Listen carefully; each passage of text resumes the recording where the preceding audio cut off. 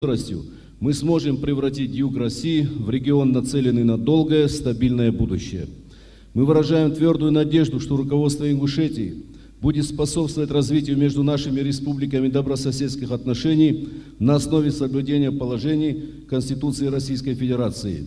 Пусть мудрость, гостеприимство, уважение к старшим и жизненная стойкость – лучшие национальные черты, присущие ингушскому и всем кавказским народам, счастья, здоровья и благополучия вам и всей республики.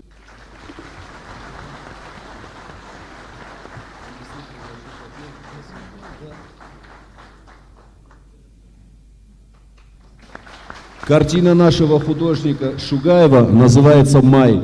Пусть вот эта картина напоминает ему о сегодняшнем теплом, светлом майском дне.